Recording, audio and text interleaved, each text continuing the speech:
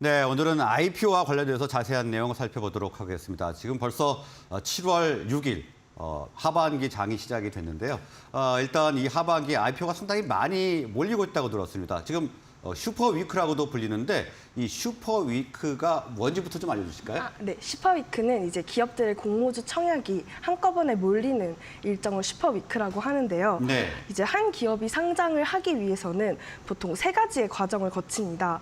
먼저 증권 신고서를 제출해서 우리가 어떤 기업이냐를 소개합니다. 네. 네, 다음으로는 기관 투자자들이 수요 예측을 통해서 공모가를 결정하고 마지막으로 일반 투자자들이 공모주 청약에 나서는데요.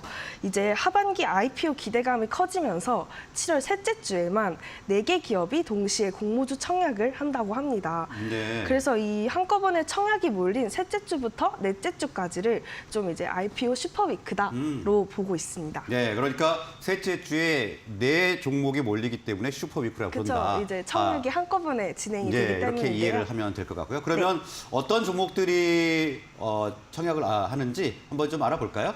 네, 이제 7월에는 이제 스펙을 제외하고 총 14개 기업이 청약을 준비하고 있습니다. 네. 앞서 상반기에는 청약을 준비했던 기업이 4월에는 4곳, 5월에는 7곳, 6월에는 6곳 등 한 자릿수밖에 없었는데요. 이제 7월이 되니까 14개, 말 그대로 IPO가 북적이는 셈입니다. 이제 7월 셋째 주에만 버넥트, ALT, 유안타 제14호 스펙, 파로스 아이바이오 등 청약을 몰려 있습니다. 마지막 주에도 CG트로닉스, 틸론, 스마트 레이더 시스템, MI큐브 솔루션, 파두, CQ레터까지 네. 6개 회사 일정도 잡혀 있는 상태입니다. 네, 상당히 지금 IPO 일정이 밀려 있는데 자, 왜 이렇게 하반기에 갑자기 몰리는 건가요?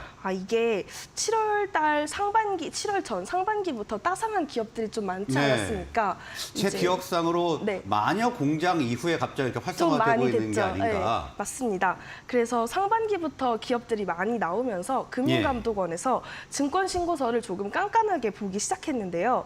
그래서 심사가 깐깐해지면 청약 일정이 밀릴 수밖에 없습니다. 네. 그래서 신고서 정정 때마다 공모 일정이 뒤로 밀리는 기업들이 많아지면서 7월로 공모 일정이 한꺼번에 몰린 것으로 보입니다. 이제 또 7월에 지금 예정된 기업들이 있지만 이 기업들도 추가적으로 일정이 밀릴 가능성도 있습니다.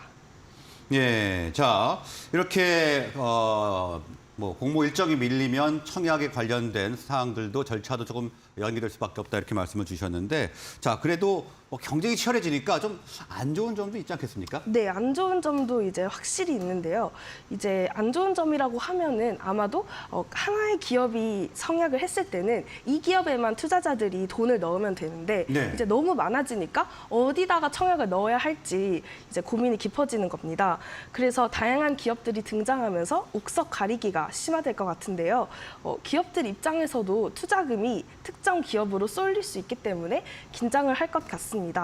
또 이제 제도가 바뀌지 않았습니까? 네. 이제 6월 26일부터 공모가가 400%로 확대된 만큼 투자자들의 열기가 뜨거워진 상태인데요.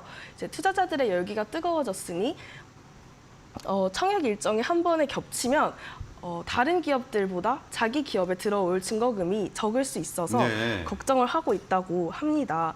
하지만 그렇다고 이 상황을 피하기 위해서 만약에 일정을 늦추게 된다면 또 언제 상장을 하게 될지 모르고 이제 하반기에는 더 큰 기업들이 이제 IPO를 기다리고 있는데요. 그래서 이제 이 기업들과 겹치면 오히려 더 힘들어질 수 있기 때문에 예상대로 진행하는 기업들이 많을 것으로 보입니다. 네, 이렇게 IPO에 나서는 기업이 많아지면 뭐 기업들도 마찬가지고 일반 투자자분들도 조금 신경 써야 할 부분이 좀 많다 이렇게 이해를 해보겠습니다. 자, 그러면 이번 기업들 중에 7월에 주목할 만한 기업하고요. 또 하반기 아무래도 좀 대어라고 불릴 만한 기업들이 있는 것 같은데 소개를 좀 해주실까요? 네, 이제 가장 주목할 만한 기업은 코스닥 상장을 하는 파두라는 기업입니다. 네. 이제 파두는 반도체 설계라고 하죠. 팹리스 기업인데요. 이제 이 팹리스 기업 최초로 유니콘 기업 가치를 인정받은 곳입니다. 네. 이제 유니콘 기업은 상장 전에 기업 가치 1조 원을 인정받은 기업인데요. 유니콘 기업이라는 말이 들어간 만큼 투자자들의 관심이 집중되고 있습니다. 희망 공모가는 26,000원에서 31,000원으로 625만 주를 전량 신주 모집합니다.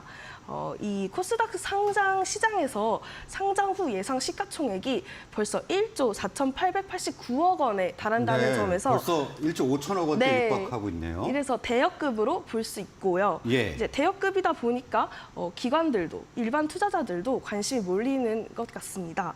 그래서 파두는 오는 24일에서 25일 기관 수요 예측을 진행하고 네. 27일에서 28일은 일반 청약을 진행할 예정입니다.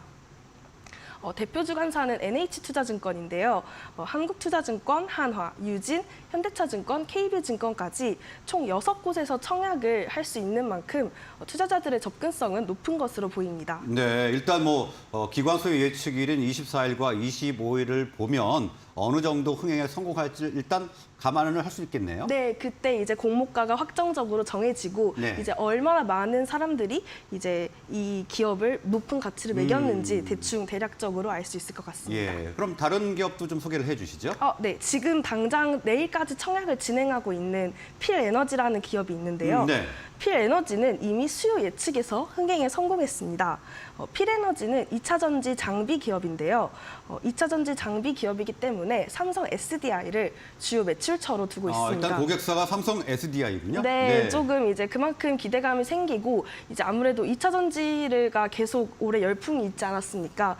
그렇기 때문에 열풍이라는 단어 갖고도 안 될 것 같아요. 그럼 광풍, 광풍이 맞는 것 그쵸? 같습니다. 네. 네. 그래서 그만큼 필에너지는 참여한 기관 1,955개 가운데 99.7%면 거의 모든 기관이 공모가를 희망 범위 상단 이상으로 적어내면서 공모가를 34,000원으로 결정했습니다. 상장 주관사는 미래에셋증권이고 오는 7월 14일 코스닥 시장에 상장할 예정입니다. 네, 자 지금까지 7월 IPO에 나서는 기업들의 면면에 대해서 살펴봤는데요.